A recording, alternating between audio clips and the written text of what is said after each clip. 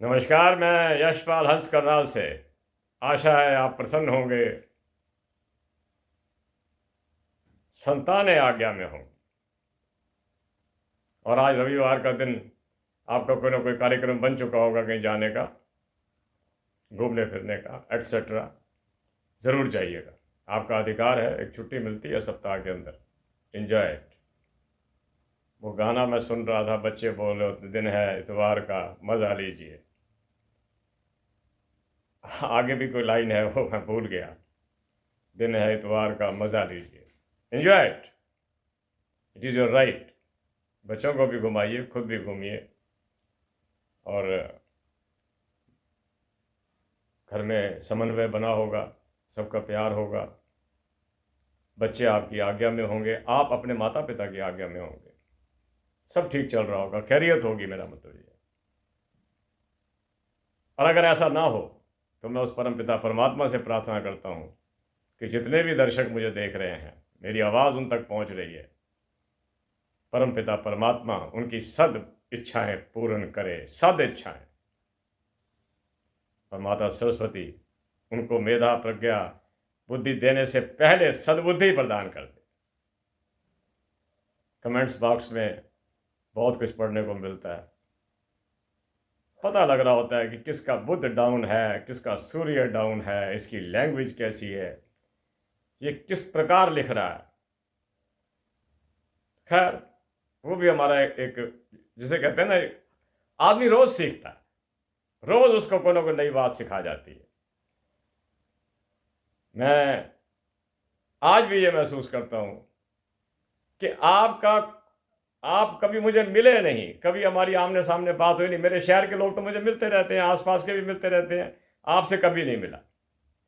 लेकिन मैं आपसे ज्ञान बहुत प्राप्त करता हूँ, आपके कमेंट्स से। जो जिस प्रकार लिखता है वो उसका स्वभाव होता है, और वो स्वभाव हमारे ग्रहों को इंडिकेट करता है। अगर कोई व्यक्ति बड़ा विनम्र होगा तो उसका बुध, बृहस्पति और चंद्रमा तीनों कमाल के होंगे कुंडली के।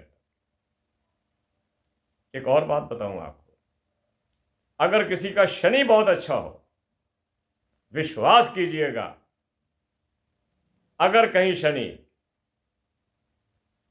उच्च का लगन में बैठ जाए, विश्वास करना, विनम्रता की प्रतिमूर्ति होगा वो व्यक्ति। हालांकि शनि को क्रूर ग्रह कहा गया है, लेकिन उसकी भी प्लेसमेंट है, हर घर में जाकर वो अपने मूड को बदलता है। और उसके जाने की अवधि कितनी है? 2.5 साल एक राशि के अंदर। मैंने बहुत से व्यक्ति तुला लगन के देखे जिनका शनि उच्च का लगन में बैठा हुआ था, और विनम्रता में मैंने उनको कूट कूट कर भरे हुए पाया, और मेरे मन से आशीर्वाद निकलते रहे कि तेरा ये शनि बना रहे। हम कह देते हैं क्योंकि ये क्रूर ग्रह है, कर्म फलदाता है। अरे कर्म फलदाता से कौन नहीं डरता? सबसे पहला खौफ तो हमें परमात्मा का है, क्योंकि वो कर्म फलदाता है। हम बुरे कर्म कर रहे हैं, जो लोग बुरे कर्म दुष्कर्म कर रहे हैं, क्या उनको अंदर से पता नहीं है? अंदर से सब पता है कि ये बिल्कुल एक, जैसे कहते हैं ना, एक के बदले एक का नहीं, एक के बदले 100 देने पड़ेंगे। एक पाप किया है तो 100 पापों का फल भुगतना पड़ेगा, ये लॉ ऑफ नेचर है। अब देखिए परमात्मा कैसे नेचर को, अपने लॉ को मेंटेन करता है। किसी की सेहत खराब कर दी, और सेहत भी ऐसी खराब करी जो ब्रेन से रिलेट करती है, सेहत भी ऐसी खराब करी जो पूरा का पूरा साइड ही डैमेज हो गई, तो वर्षों तक वो उस प्रायश्चित को ही कर रहा।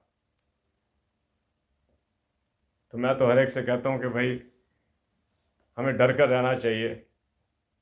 कुछ गलत मत लिखो, कुछ गलत मत बोलो, खास तौर पर जब वो व्यक्ति आपके सामने ना हो।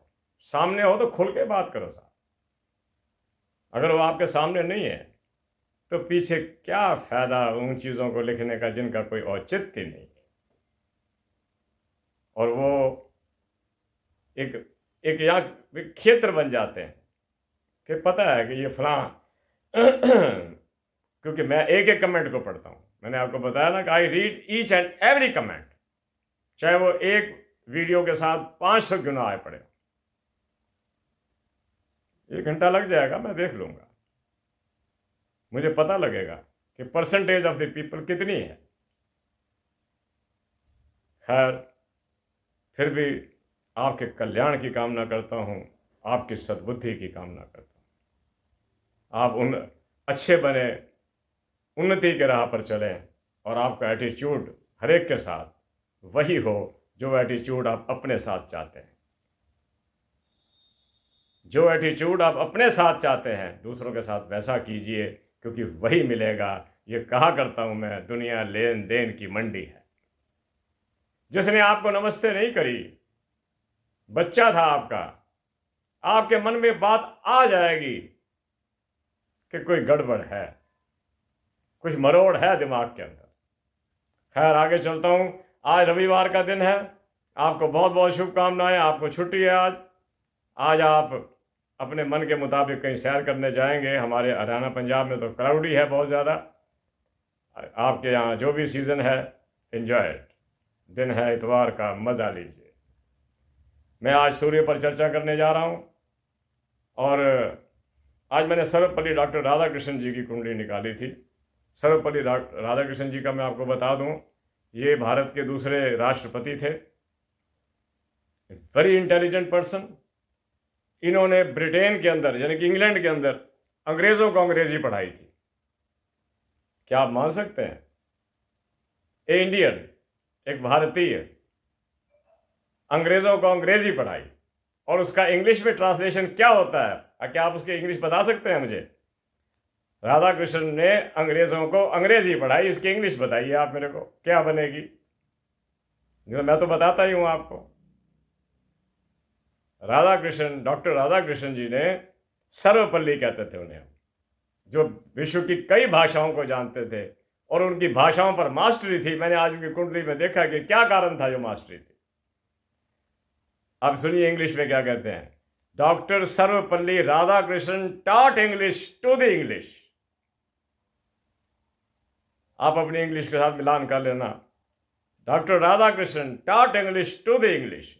डॉक्टर राधाकृष्णन ने अंग्रेज़ों को अंग्रेजी पढ़ाई। जैसे आप कल्पना कीजिए कि एक भारतीय हो, और कहते हैं कि जब वो क्लास लेकर हटते थे, क्लास ले ली गई, 40 मिनट की है या जितनी भी है, तो बाहर आकर अंग्रेज लोग डिक्शनरी निकाल कर देखते थे कि डॉक्टर राधाकृष्णन ने, हमारे प्रोफेसर साहब ने जो पढ़ाया है, उसका डिक्शनरी में मीनिंग क्या है, क्योंकि वो तो इंग्लिश बोल गए और अंग्रेज़ों को खुद को पता नहीं है। आज उनकी कुंडली देखकर मैं चकित रह गया। मैं कहा, डॉक्टर साहब आप वाकई डॉक्टर राधाकृष्णन थे। आप टीचर्स डे इन्हीं के नाम पर मनाया जाता है। टीचर्स डे इन्हीं के नाम पर मनाया जाता है। काश हमारे बच्चे भी ऐसे बनते, काश हमारे बच्चे दुर्गुण, दुर्व्यसन और इनसे दूर रहते और कुछ बनते। चाइना का देख लिए आप कि हमारे से बाद में आज़ाद हुआ, लेकिन उसने किसी और तरीके से पब्लिक को संभाला कि जिसका जो टैलेंट है उसको उसी मुताबिक ले लो। कोई इंजीनियर का काम कर सकता है, कोई मैकेनिक का कर सकता है, कोई ट्रक चला सकता है, कोई गाड़ी चला सकता है, कोई मकान बना सकता है, उसको उसी मुताबिक लगाया। हमारे यहाँ पहले ही शुरू हो जाता है कि पहले तू बीए कर ले, फिर तू एमए करना, फिर तेरे को हम साइंस में डालेंगे या इंजीनियरिंग में डालेंगे। उसकी रुचि कोई नहीं होती, ना खुदा ही मिला, ना विसाले सनम, ना इधर के रहे ना उधर के रहे। खैर, कोई नहीं, हर रात के बाद एक सुबह आया करती है। एक रात के बाद सुबह सूर्य चढ़ता ही चढ़ता है। आज करोड़ों वर्ष की पृथ्वी हो गई, कोई ऐसा दिन नहीं जिस दिन सूर्य न चढ़ा।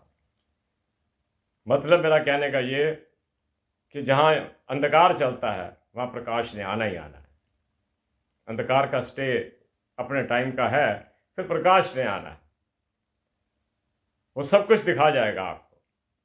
बल्कि मैं कवि का एक पढ़ा था कि रात को इतने पाप ना कर देना कि दिन में खुद ही ना देख सको, क्योंकि दिन में तो प्रकाश में नजर आ जाना है कि आपने क्या किया, क्या क्या है। ये एक लीडर थे, वैसे अध्यात्म की दुनिया के लीडर थे, लेकिन वो राजनीति में भी उनका थोड़ा था कि इतने पाप ना कर देना रात को कि दिन में खुद ही ना देख सको। जब सूर्य तुम्हें कहे आ देख, तुम देख ही ना सको। आज मैं आपको सूर्य पर चर्चा करता हूं। अगर आपके लगन में सूर्य है तो हो सकता है कि आपका विवाह देरी से हो। अगर अकेला बैठा हो तो ये आपको अकेला रख सकता है। और आप पराक्रमी होंगे, काम करने वाले होंगे और नेत्र रोगी हो सकते हैं, क्योंकि सूर्य तेज देता है। कई बार वो टॉलरेट नहीं होता, हालांकि वो अंदर से ही होता है। हमारी राशि के अनुसार, हमारी कुंडली के अनुसार, हमारे चंद्रमा की स्थिति के अनुसार ऐसा होता है कि ये हमें नेत्र का रोग दे सकता है। मेरे प्यारे बंधुओं, सेकंड हाउस में है। सेकंड हाउस मैंने बताया ना आपको, ये वॉइस का हाउस है, आवाज का घर है, ये थॉट्स का घर है, ये पैसे का घर है, ये पैतृक संपत्ति का घर है। बहुत झगड़े पड़ सकते हैं। अगर सेकंड हाउस डिस्टर्ब हो तो उसकी भाइयों से भी लड़ाई रह सकती है, खास तौर पर भाइयों से। और बंधुओं में कलेश किस बात का होगा? प्रॉपर्टी के डिवीजन को लेकर होगा। और वो घर में सोना होता है, उसके भी 2-2 ग्राम को लेकर झगड़े चल रहे होंगे। अगर जमीन का डिवीजन हुआ होगा 2 भाइयों में तो एक एक मरले को लेकर झगड़े चल रहे हो। इतनी संकीर्णता आ जाती है जब सेकंड हाउस में सूर्य बैठता है। मैं बताऊं, मैंने आपको एक बार पहले भी बताया था कि सूर्य अगर दूसरे घर में का मालिक है, ये कर्क लगन में लगता है और किसी में नहीं लगता। सूर्य अगर दूसरे घर का स्वामी है, लगन कर्क है, और सूर्य वापस कर्क में आ चुका है, उस आदमी का दिवाला एक बार जिंदगी में जरूर निकलेगा। ये वर्ड लिखे हुए उन्होंने, he will be bankrupt one day। अगर किसी का कर्क लगन हो और दूसरे घर का मालिक सूर्य कर्क लगन में ही बैठा हुआ तो उसको बैंकरप्सी बर्दाश्त करनी पड़ सकती है और उसको काफी नुकसान हो सकता है। और वो ये सारा कुछ उसकी अपनी गलती से होगा, अपनी गलती से होगा। हमने तो ऐसे केसेस देखे भी, कुंडलियां भी देखी। तीसरे घर के अंदर बैठा हो, शुभ रहेगा, सदकर्मी होगा, ऐसा व्यक्ति तीर्थ यात्राएं करना बहुत पसंद करेगा। Very good in third house. और थर्ड हाउस में अग्नि तत्व ग्रह बैठा हो तो ऐसे आदमी को हम लेबोरियस कह सकते हैं। और अपने सब सारे भाई बहनों में वो ज्यादा सुंदर, ज्यादा धनवान और बेटर पर्सन होगा। चतुर्थ भाव, the most dangerous place for Surya. ये मेरे 60 वर्ष के ज्योतिष के जीवन का एक निचोड़ निकला हुआ है। अगर आपका सूर्य अकेला बैठा हुआ है तो ये शायद फिर भी लिहाज कर दे। चौथे घर के अंदर अगर चौथे घर में सूर्य राहु के साथ बैठ गया और साथ में एक आधा कोई अस्त ग्रह भी है तो ये व्यक्ति संसार के अंदर द्वेष की परिपाटी पर सबसे अग्रणी होगा। बिल्कुल मैं इन शब्दों में कह रहा हूं, द्वेष। कोई राइज कर रहा है तो कुछ गलत शब्दों का प्रयोग कर रहा है। ये गलत शब्द जो है ना, ये व्यक्ति को ले डूबते हैं, क्योंकि दूसरी पार्टी भी कोई सोई नहीं पड़ी होती, वो भी जाग रहे होते हैं कि ये क्या कह रहा है। और मैं कहता हूं एक्शन एंड रिएक्शन न्यूटन का लॉ है साहब, जिसने ग्रेविटेशन का लॉ बनाया था। Action and reaction are equal and opposite. ये सब सुन लेना, ये भी आपके ज्ञान की बात हो गई कि एक्शन और रिएक्शन जो होते हैं इक्वल होते हैं और अपोजिट होते हैं। On every action there is an equal and opposite reaction. याद रखिएगा, आप जो क्रिया देंगे उसकी प्रतिक्रिया आएगी। बिल्कुल याद रखना मेरी बात को, बिल्कुल ना भूलना इस बात को। जो क्रिया आप देंगे दूसरे को उसकी प्रतिक्रिया आएगी और उसको सहने के लिए तैयार हो जाइए। यानी कि जैसे लड़ाइयां हो जाती हैं तो उसकी प्रतिक्रिया आती है। Action and reaction are equal and opposite. On every action there is an equal and opposite reaction. Opposite direction तो होगा। आगे चलता हूँ। चौथे भाव का व्यक्ति द्वेषी, दूसरे को उन्नति करता देखकर खुद उन्नति नहीं कर सका, इसलिए उसको इस बात की जलन होगी है कि ये उन्नति क्यों कर गया। ये बिल्कुल फैक्ट है, किताब किताब में लिखा हुआ है और आजमाया हुआ है। पांचवें घर के अंदर very good, he will be very intelligent, बहुत दूर की सोचने वाला होगा। और अगर साथ में ऐसे व्यक्ति के शुक्र भी बैठ जाए, किसी भी स्थिति में बैठ जाए साहब, चाहे वक्री हो चाहे अस्त हो चाहे अस्त ना हो, talented person in this society होगा। पांचवां घर होना चाहिए। राशि कोई भी हो, शनि की राशि ना हो, मंगल की हो, उसका किसी फ्रेंडली साइन की राशि हो पांचवी।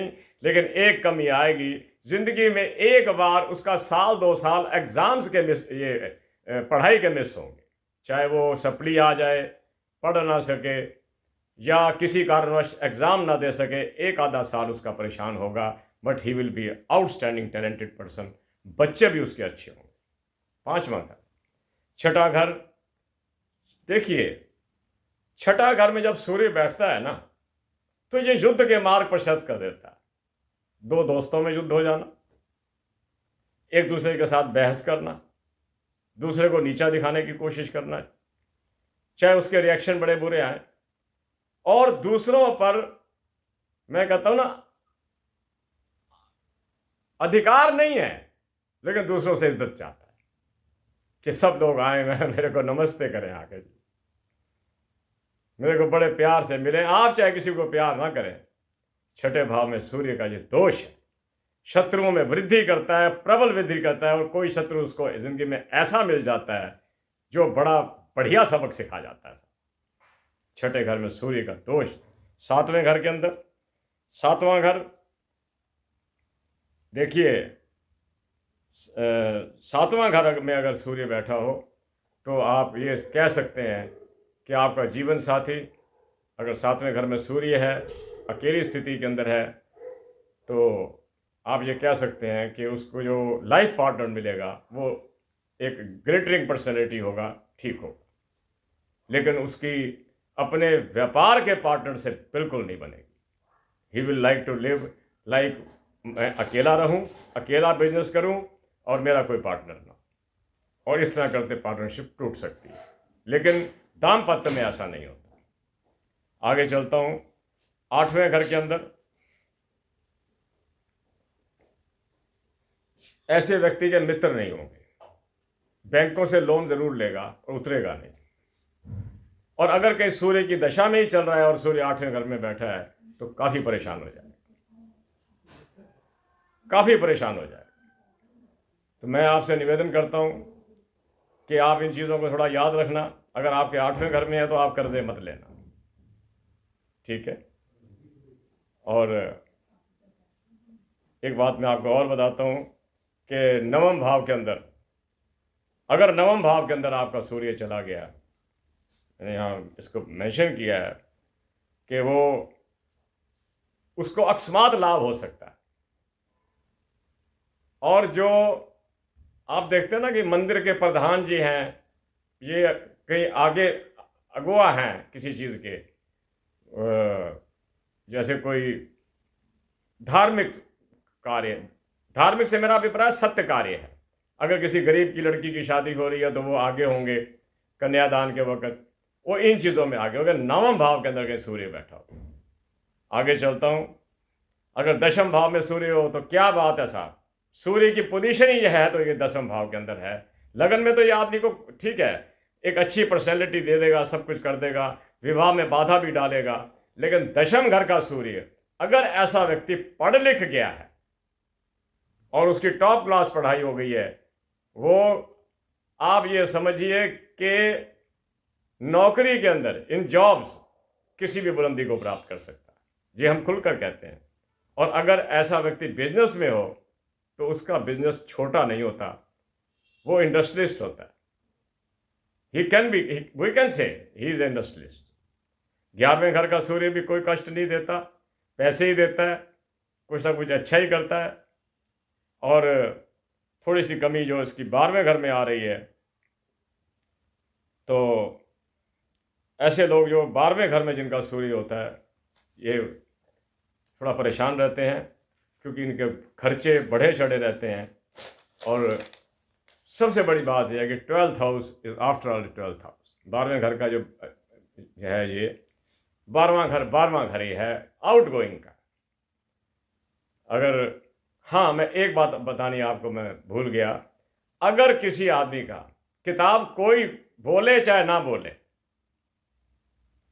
कुछ किताबों ने लिखा भी है, मैं अभी ये किताब लिए बैठा था, ये ज्योतिष प्रदीप्त के नाम से किताब है, इसने स्पष्ट लिखा है कि जिसके जन्म के समय उसका सूर्य नीच का होवे, उसके जन्मते ही उसके पिता को लाभ होगा। और ये देखा आपने, चाहे वो क्लर्क से हेड क्लर्क बन गया हो, चाहे उसकी सैलरी 20,000 से 22,000 हो गई हो, तरक्की जरूर हुई होगी अगर उसके बेटे की कुंडली में सूर्य नीच का है। ये मैं एडिशन टू बता रहा हूं आपको चीजों की, इट आर एडिशनल। किसी किसी किताब में है, किसी किसी ने दिया है इसको, ये उन लोगों ने दिया है जो प्रैक्टिकली हमारी तरह प्रैक्टिस में आ गए थे। अगर सूर्य नीच का है तो जन्मते ही पिता को कुछ लाभ होगा, होगा, डेफिनेटली होगा, क्योंकि सूर्य पितृकारक ग्रह है। मेरे प्यारे बंधुओं के 12वें घर में हो, आक्रोशी होगा, क्रोध, खाम खा का, थोड़ा रोगी रहेगा। और लेकिन एक बात बड़ी रहेगी उसके साथ कि उसको कभी ये कहते नहीं सुनोगे आप कि मेरे पास पैसे की कमी है। उसकी इनकम के जो सोर्सेज हैं वो एक से ज्यादा हो जाते हैं। And he is hard worker also. 12वें घर में बैठा हुआ सूर्य बाकी ग्रहों को रोक देता है और खुद मेहनत करने की और व्यक्ति को प्रशस्त करता है। ये मेरा आज का छोटा सा चैप्टर था। मुझे आशा है आपको अच्छा लगा होगा। अच्छा लगा हो व्यूज़ दीजिए।